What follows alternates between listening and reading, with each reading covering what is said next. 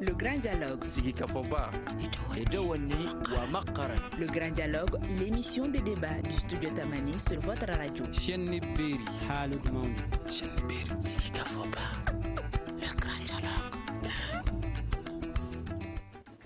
Insécurité au Mali, la solution est-elle de négocier avec les djihadistes? C'est le thème du grand dialogue de ce soir et nos invités sont Dr Ali Tunkara, directeur du Centre des études sécuritaires et stratégiques au Sahel, et Mahamadou Diouara, directeur du cabinet Gaïa. Je suis Mohamedou Touré, chers invités, auditeurs et téléspectateurs de Studio Tamani. Bonsoir à toutes et à tous et bienvenue. Le grand dialogue. Le haut représentant du chef de l'État pour le centre du Mali, M. Diongounda Traoré, l'a annoncé il y a quelques jours. Des émissaires ont été envoyés à Iyad Aghali et Amadou Koufa pour négocier avec ces deux djihadistes. Alors, M. Mahamadou Diouara, que pensez-vous de cette situation? Aujourd'hui, faut-il négocier avec ces djihadistes ou pas? Merci beaucoup. Je pense qu'il faut d'abord commencer par saluer l'initiative du haut représentant du chef de l'État qui a décidé de finalement écouter toutes les voix qui se sont élevées depuis très longtemps. Il était temps et je crois que ça a été une bonne chose. D'ailleurs, le dialogue national inclusif en a fait l'une de ses résolutions et le président s'étant engagé à les mettre en œuvre, ça démontre quand même la bonne foi d'aller dans le cadre de la mise en œuvre de ces dispositions. Maintenant, par rapport à la situation concrète, est-ce qu'il faut ou pas négocier? Je pense qu'il faut toujours négocier tant que c'est possible. Et quand ce n'est pas possible, il faut créer les conditions pour que la négociation soit possible. Parce que sans elle, sans le dialogue, il n'y a jamais de paix durable. Comme les Bambara aiment bien le dire, quoi. Donc on peut accepter parce qu'on ne peut pas. Mais on peut aussi accepter quand bien même on n'est pas satisfait parce qu'on pense qu'il y a autre chose de plus important qu'il faille mettre en avant. Et c'est le dialogue qui peut nous amener vers une telle situation. Donc je pense que la plupart des gens qui disent qu'il ne faut pas négocier avec Iyad Aghali, avec Amadou Koufa, sont des gens qui se focalisent sur le fait que ils sont considérés plus comme des terroristes et qu'ils ont des revendications radicales sur lesquelles ils ne sont pas prêts à flancher. Mais bon, en fait, moi je demeure convaincu que et Iyad Aghali et Amadou Koufa sont en fait dans un schéma plus politique que culturel, de mon point de vue. Et même sur les questions religieuses, eh bien, le Coran n'a été révélé à personne d'entre nous. Celui auquel ça a été révélé n'est plus sur la terre. Ils l'ont lu comme nous le lisons. Posons-le, associons-nous, débattons et cherchons les preuves. D'accord. Docteur Ali Tunkara, vous pensez-vous qu'il faut négocier avec les djihadistes? Très rapidement, je pense qu'il est important de rappeler quand même à nos auditeurs et téléspectateurs que le Mali a connu pas mal de rébellions, pas mal de soulèvements des années 60 à aujourd'hui. La question qui taraude dans tous les esprits, quelle est la particularité de ces soulèvements de 2012, justement? La particularité réside dans le fait que des revendications sécessionnistes, indépendantistes, se sont vues greffer des revendications qu'on pourrait qualifier de confessionnelles ou de revendications d'ordre religieux. C'est important quand même comme particularité dans l'analyse de la crise 2012 dans le contexte malien. On sait pertinemment que des jeunes qui avaient combattu dans les troupes régulières de Mohamed Khazafi en Libye, à l'occasion des printemps arabes, ces jeunes vont regagner leur pays d'origine, notamment le Mali, le Niger, même une partie de l'Algérie. Mais tout cela n'aura une incidence sérieuse sur l'état de l'insécurité ou sur la nature des revendications qu'à partir du moment où des acteurs vont s'inviter dans la danse avec le référentiel musulman, qu'on pourrait les qualifier de groupes radicaux violents. Donc il est extrêmement important aujourd'hui, si le président Diongounda Traoré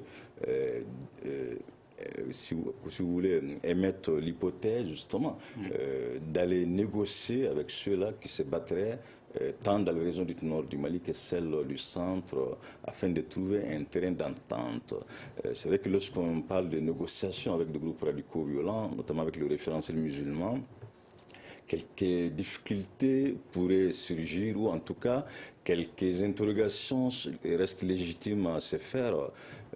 Qu'allons-nous faire du caractère laïque de l'État? Justement, donc dans ce cas, peut-on dire que la position du président de la République, Ibrahim Boubacar Keïta, a changé avec cette déclaration de son haut représentant pour le centre?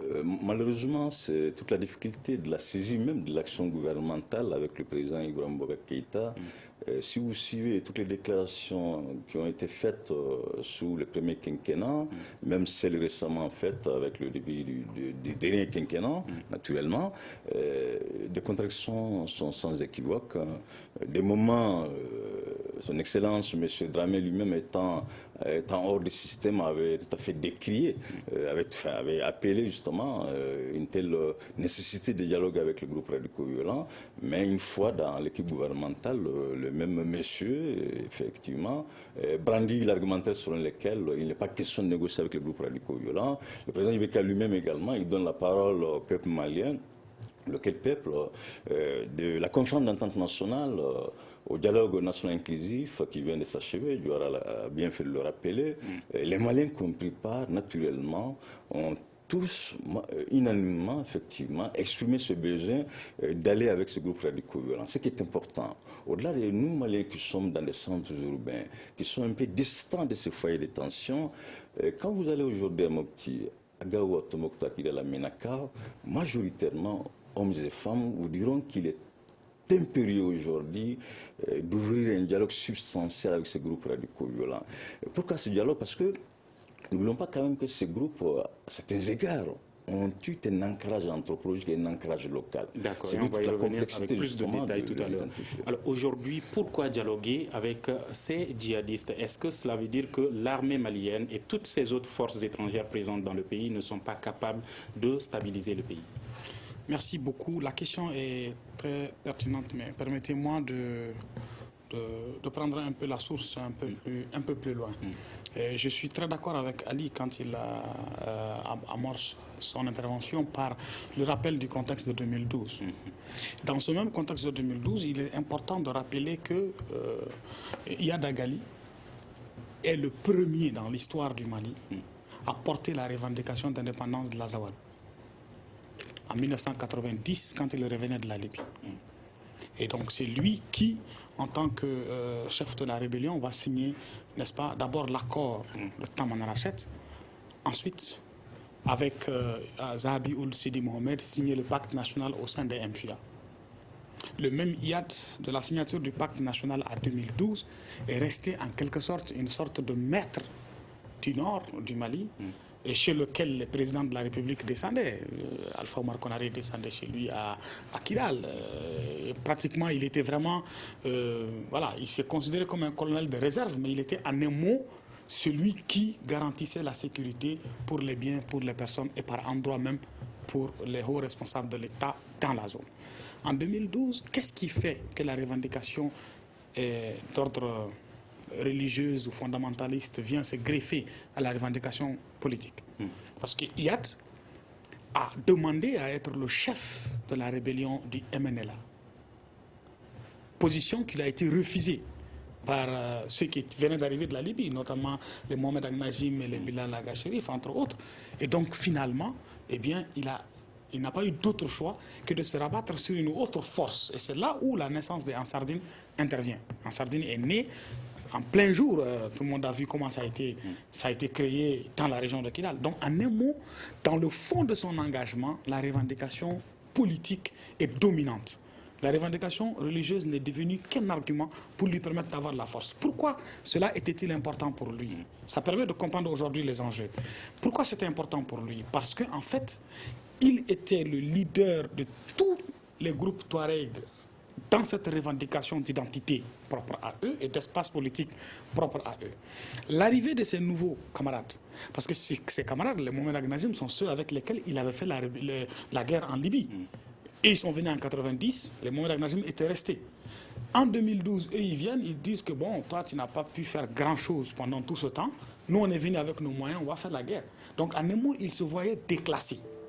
Et il lui fallait reprendre le contrôle. C'est pourquoi vous allez comprendre que, quelques mois plus tard, eh bien, suite à l'assassinat du professeur à Gao, Idrissa Oumarou, eh bien, les gens vont se mobiliser, la jeunesse de Gao va se mobiliser, et avec la bénédiction de Ansardine, le Moujao va chasser le MNLA de Gao, puis ce sera le tour de Tombouctou, de Menaka et de Kidal sous l'égide de Iyad Gali. Pour dire encore une fois à ses frères Touareg du MNLA que bon, c'est moi qui contrôle le territoire, si vous voulez composer, composez avec moi.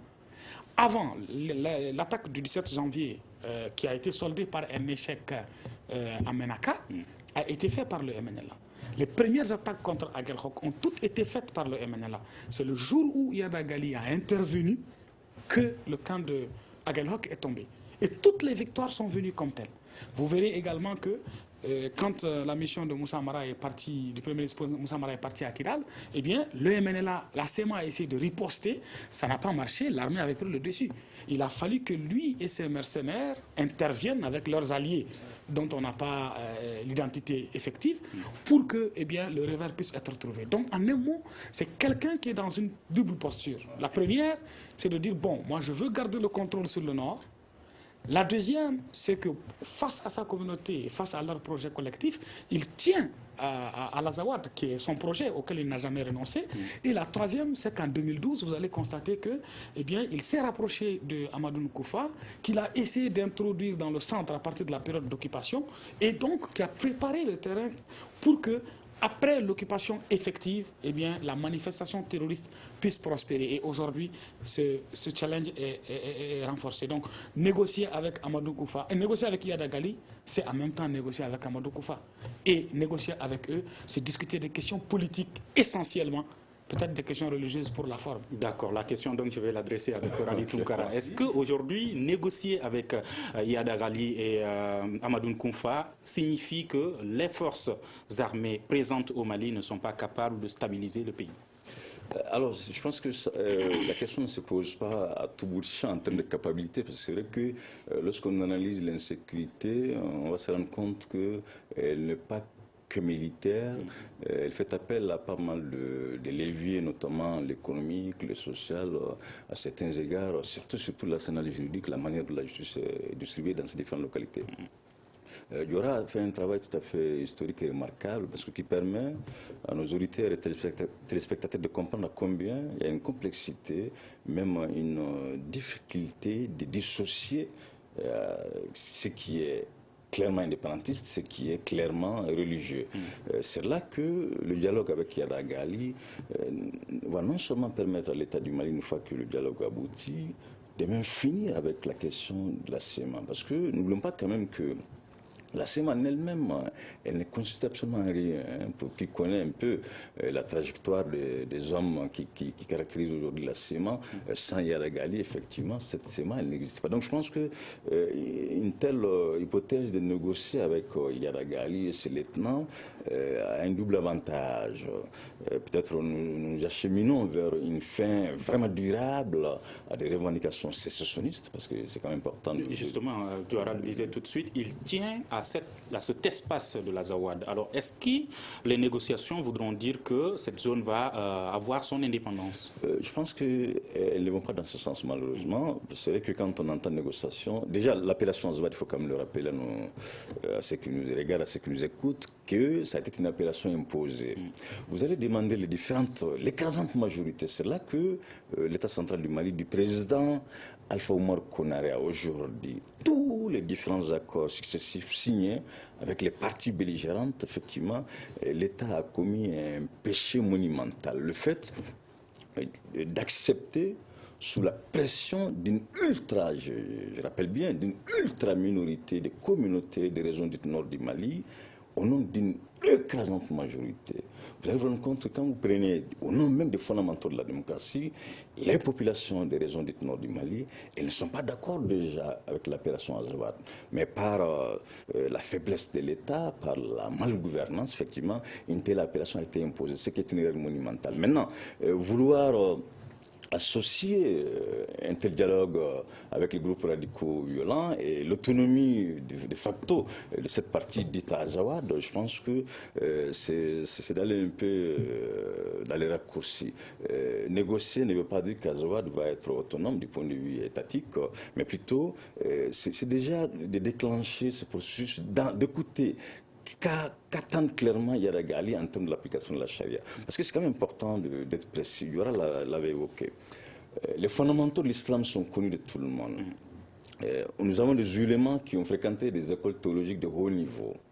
Si Yadagali, Hamadou Koufa, Aymanou Zarqawi ou Saharawi souhaiteraient une application stricte de l'islam et de la charia, j'allais dire, on a des ulémas, on va les écouter. Mais est-ce que c'est ce qu'ils veulent réellement? En tout cas, ce qui brandit quand même, c'est l'application de la charia. Mais par les mêmes textes religieux, quand on s'intéresse un peu à l'islam politique, on va se rendre compte que beaucoup de ces acteurs vont s'appuyer sur les différentes thèses soutenues par Ibn Taymiyyah, qui est une des figures emblématiques du monde sunnite musulman. Lequel savant Ibn Taymiyyah, en lisant ses travaux, il dit clairement le rapport entre la Ummah, la communauté musulmane, et les autres communautés non musulmanes, le rapport s'appelle la paix. Donc voilà, le rapport entre la communauté musulmane et la non-communauté musulmane, ce rapport s'appelle la paix. Donc je pense qu'on a aujourd'hui des arguments religieux qui vont permettre à ces acteurs qui vont en charge de ces négociations, effectivement, de même bloquer Yadagali dans ces tentatives, justement, d'asseoir sa dominance au nom du référentiel musulman. De la même manière également, c'est une chance pour le Mali de revenir déjà sur l'appellation Azawad, parce que vous dites que vous vous battez au nom des régions du Nord. Nous allons donner la parole au Mali entier, mais nous allons, ne serait-ce que les régions du Nord, on va leur donner la parole justement, de s'exprimer sur déjà l'existence d'un possible état d'Azawad ou l'existence d'une possible aire géographique appelée Azawad. On a quand même des historiens qui ont connu tous les parcours du Mali, qui savent effectivement les différents empires aujourd'hui, quelles sont les différentes entités géographiques, les différentes entités culturelles que le Mali a connues de son état aujourd'hui. Donc je pense qu'à un moment donné de l'histoire, les Maliens qui ont conduit ces différents accords pour la paix et la réconciliation, ils étaient vraiment légers face à des faits historiques. Et on va y revenir pour savoir qui doit mener ces négociations-là aujourd'hui. Alors, est-ce que Iyad Agali serait prêt à abandonner cette indépendance de cette zone du Nord? Et vous disiez tout de suite qu'il tient à ça. Ben, justement, ce que je veux vous faire comprendre, c'est que Iyad Agali est dans la mise en œuvre d'une vision qui a commencé bien avant 1990, dont le premier acte a été posé en 1990. Si vous comprenez bien la lecture de son parcours au Mali, en 1990, à l'accord de Tamanrasset, il a demandé l'intégration de ces hommes dans l'armée. Le président Moussa Traoré a dit « Nous ne ferons pas de faux soldats et de faux officiers. Ceux qui veulent être militaires n'ont qu'à faire le concours. Ils passeront comme tous les Maliens et ils graviront les échelons. » De même pour les fonctionnaires. Seulement, l'accord a été signé le 6 janvier 1991. Le 26 mars, 2 mois et 20 jours après, eh bien, Moussa est tombé.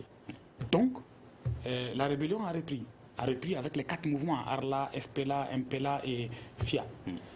Ensuite, au pacte national, on a accepté l'intégration tout azimut de tous ceux que la rébellion a présentés comme combattants.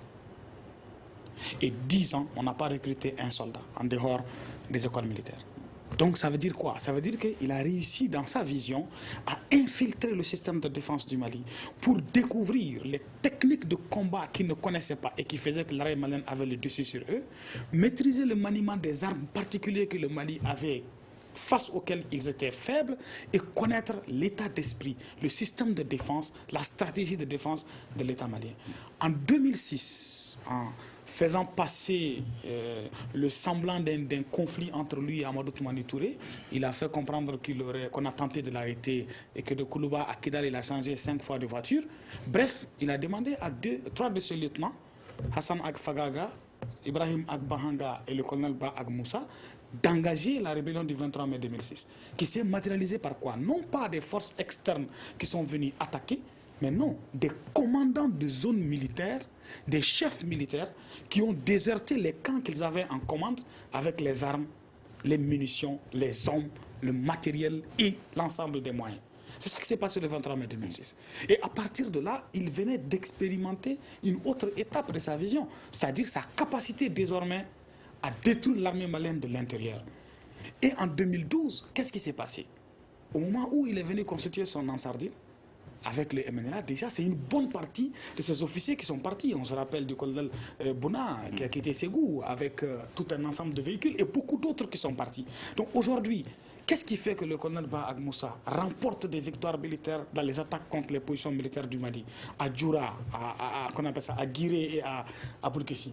Parce qu'en fait, jusqu'à l'heure où nous parlons, ils ont dans les rangs de l'armée des hommes qui n'ont pas déserté, mais qui jouent le rôle d'éclaireurs, qui sont capables de les fournir jusqu'aux coordonnées GPS des cibles à abattre de façon efficace.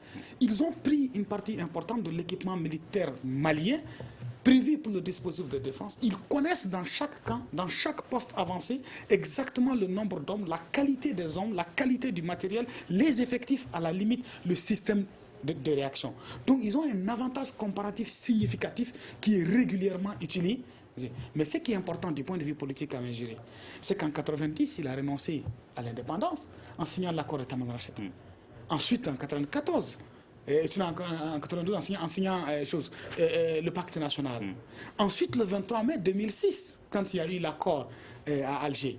Après le 23 mai 2006, en 2006, lors de l'accord d'Alger, il est même devenu ambassadeur, enfin, consul du Mali. Donc, dans cette vision, il y a des prêts chaque fois à accepter l'unité nationale. Seulement, cela ne l'empêchera pas, comme cela n'empêche pas la CEMA, de continuer à œuvrer pour une future indépendance de l'Azawad. La question qui se pose, et Ali a bien fait de la soulever du moins, c'est qu'en est-il de l'Azawad? Tant que l'État du Mali acceptera de laisser le flou sur la question de l'Azawad, le projet continuera de prospérer. Il est question, comme l'accord pour la paix et la réconciliation issu du processus d'Alger l'a dit, deux choses. Un, on a raté la conférence d'entente nationale qui avait pour objectif de faire le débat national sur la question et de trancher. Alors ça a été raté. La deuxième chose, c'est que l'accord prévoit que chaque région, une fois que la résolution est matérialisée, qu'on organise une consultation des populations de la région pour que ces populations s'expriment sur l'appellation qu'elles souhaitent pour leur région. Il n'y a pas plus légitime que ça. L'histoire est une chose, mais l'histoire n'est pas figée, elle est dynamique. Justement, quelle utilité aujourd'hui de cet accord pour la paix et la réconciliation? Mais une grande utilité. Vous savez, beaucoup de problèmes que nous avons aujourd'hui, c'est parce que nous n'avons pas mis en œuvre les dispositions de l'accord. Je vous donne juste un exemple. La situation que nous avons dans le centre du Mali, qui s'est mutée en conflit intercommunautaire, si nous avions mis en œuvre les dispositions du titre 3 de l'accord relatives aux questions de défense et de sécurité, dans les mesures portant sur la création de la police territoriale, devant être constituée par les jeunes de la collectivité, sous l'autorité d'un comité consultatif local de sécurité composé par les responsables des jeunes, des femmes, des autorités traditionnelles, des forces de sécurité et du chef de l'exécutif local, c'est-à-dire le maire dans la commune, le président du conseil de cercle au niveau du cercle et le président du conseil régional au niveau régional, au lieu d'avoir des jeunes Peuls, des jeunes Dogons, des jeunes Bozos qui vont se battre les uns contre les autres, on aurait eu une police territoriale constituée des jeunes de la collectivité sous le commandement des responsables élus par la collectivité avec la participation inclusive des femmes, des jeunes, des autorités traditionnelles et des élus, plus les forces de sécurité. Il y a beaucoup d'autres mesures de l'accord qui sont salutaires, qui nous auraient permis d'éviter aujourd'hui la situation dramatique que nous vivons. Seulement, nous avons commis deux grosses erreurs qui ont fait qu'on n'a pas pu arriver là. La première grossière erreur a été de focaliser sur les autorités intérimaires, qui n'étaient qu'une disposition largement subsidiaire de l'accord, mais dont on a transformé en disposition fondamentale et en condition pour avancer. La deuxième, c'est au lieu de focaliser sur la régionalisation, avec son corollaire de création d'emplois, de structuration des régions et de création d'espoir, on a focalisé sur le DDR qui a invité les énergies et les intelligences, autant que les ressources, vers la course aux armements dans l'espoir de bénéficier des dividendes du DDR. Donc voilà les deux grosses erreurs qui nous ont amenés là où nous sommes. Et si aujourd'hui il faudrait négocier avec les djihadistes, qui pourrait mener ces négociations au compte de l'État malien? Alors, je pense que fondamentalement, on ne peut pas mettre l'État sur la touche, hein, c'est important. L'État, il va être le maillot essentiel. Mais je pense que pour une telle négociation, ce sont quand même des hommes et des femmes qui se battent au nom d'une idéologie qui est notamment religieuse. Pour ce faire, les acteurs les mieux outillés, les mieux légitimes pour conduire une telle offre de dialogue seraient incontestablement les musulmans, les savants musulmans, de toute obédience, mais en particulier ceux-là qui seraient d'obédience qualifiée de sunnite ou de salafisme.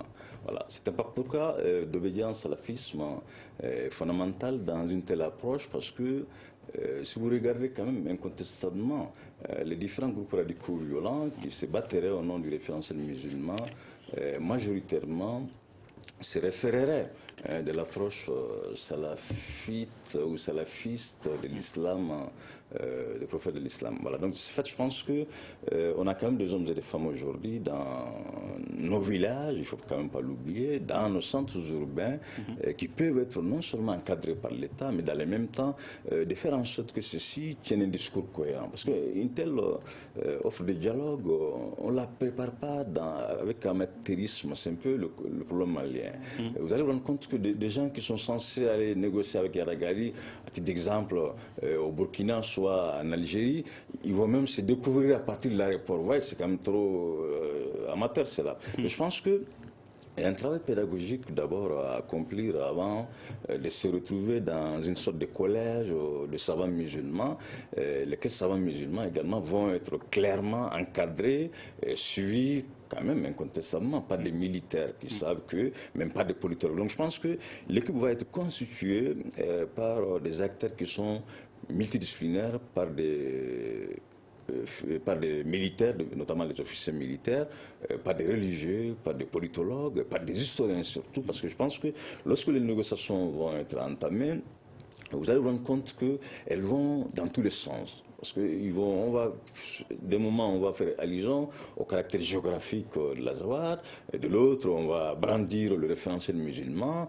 même questionner certains comportements de l'armée. Donc, je peux vous dire que dans une telle équipe de négociation, il faut vraiment la désigner sur des bases de compétences, sur des bases de connaissances fines, non seulement du terrain, mais dans le même temps, surtout de l'orthodoxie musulmane. Je pense qu'une fois que ce travail est accompli par l'État central, j'ai la ferme conviction et contact établi avec ces groupes radicaux violents, notamment les têtes, Yaragali, Hamadoun Koufa, Malam Diko, c'est quand même une connexion entre les groupes radicaux, même s'ils ne sont pas forcément maliens. Mais je pense qu'on ne peut pas négocier seulement avec ceux qui opéreraient sur le territoire malien, tout en mettant de côté ceux qui seraient sur le territoire burkinabé ou nigérien. Donc je pense qu'un travail de concert va permettre à ces trois États, en pour l'insécurité, effectivement, de tester un tel dialogue. N'oublions pas quand même qu'aujourd'hui, si la Mauritanie connaîtrait une sorte de quiétude, beaucoup vous diront que non, l'armée mauritanienne est bien structurée, elle a reçu des formations de haut niveau de la part des États-Unis. Tout cela, c'est du vent. Je vous promets, toutes les armées africaines connaissent les mêmes insuffisances, les mêmes difficultés. Maintenant, la particularité de la Mauritanie réside dans le fait qu'effectivement, l'offre du dialogue a été bien utilisée par les autorités mauritaniennes. Après avoir l'utilisé, la Mauritanie se trouve aujourd'hui dans une position à ne pas frustrer les groupes radicaux, à ne pas les attaquer. C'est d'ailleurs tout ce qui rend le combat contre le terrorisme beaucoup plus compliqué parce que... Et on va y revenir parce qu'ils font partie de la force G5 Sahel notamment. Alors selon vous, qui pourrait mener ces négociations ou êtes-vous d'accord avec la proposition de Dr Ali Tounkara? Oui, mais je pense que le Dr Ali Tounkara a bien fait de préciser qu'une négociation, c'est d'abord de l'expertise. Il faut connaître son vis-à-vis, il faut connaître ses priorités, il faut connaître ses forces, il faut connaître ses faiblesses. Il faut se connaître sur soi en allant négocier nos priorités. Qu'est-ce qu'on est capable de céder et à quelles conditions? Qu'est-ce qu'on ne peut en aucune manière céder? Et comment adapter le dialogue, n'est-ce pas, à notre interlocuteur? Sans ces conditions, une négociation ne sert absolument à rien. Une autre dimension qui est importante, c'est la crédibilité des acteurs que l'on va envoyer. Vous savez, l'un des points qui a été assez faible à Alger, c'est que des acteurs de la CEMA ont regardé certains négociateurs de l'État et ils leur ont dit directement, c'est vous qui voulez nous faire croire encore qu'il faille aller par ça? C'est pas avec vous qu'on a acheté des armes? Vous voyez ce que ça fait? Ça, ce sont les discussions de couloir. Et donc, quand vous envoyez des acteurs qui n'ont pas de crédit au regard de celui avec lequel on négocie, on échoue avant de commencer. Il est extrêmement important de faire un choix judicieux sur les personnes qu'il faut envoyer et de travailler minutieusement sur la question avant de les envoyer. Et je pense, sauf erreur de ma part, que pour la négociation avec Yadagali, il y a un certain nombre d'acteurs qui pourraient jouer un rôle important. Et moi, je pense à l'imam Mahmoud Diko, qui avait commencé à un moment donné les démarches. En tout cas, qui avait même eu un rendez-vous avec Koufa, quelque part. Mais bon, quand sa mission a été interrompue, ça avait même été dans un début mal interprété par Koufa, mais après il a compris que ce n'était pas de la volonté de Mahmoud Dicko, ça c'est un élément. Un autre élément, c'est qu'un acteur très très très respecté par Iyad Gali au Mali, c'est le président Alpha Omar Konaré. Maintenant, comment le mobiliser, c'est là toute la question, mais je pense que c'est un homme qui a l'aura qu'il faut, qui a la respectabilité qu'il faut, et qui a la connaissance de l'histoire et des rapports suffisants et aussi la représentativité du Mali assez suffisante pour pouvoir faire un dialogue responsable. Et c'est quelqu'un qui sait ce qui peut et qui doit être accepté, ce qui ne le peut pas et qui ne le doit pas. Et je pense que si on arrive à le mobiliser, ça pourrait être quelque chose de très utile. Et peut-être en dernier ressort, le président Amadou Toumani Touré, pour lequel il y a de reste encore une relation de mon point de vue, assez praticable. Aujourd'hui, est-ce que les partenaires du Mali seraient d'accord avec la négociation ou une possible négociation avec les djihadistes? Alors, incontestablement, lorsqu'on écoute l'aménagement, la force Barkhane française, la France de façon simple, ce sont des partenaires du Mali, effectivement, qui s'opposeraient à une telle offre de dialogue. Ils l'ont dit, ils l'ont redit à plusieurs reprises. Mais il est quand même important qu'à un moment donné de l'histoire d'un pays, les hommes aux commandes, justement, de faire entorse, de causer des torts à certaines amitiés qui ne veulent pas s'accommoder aux logiques du terroir.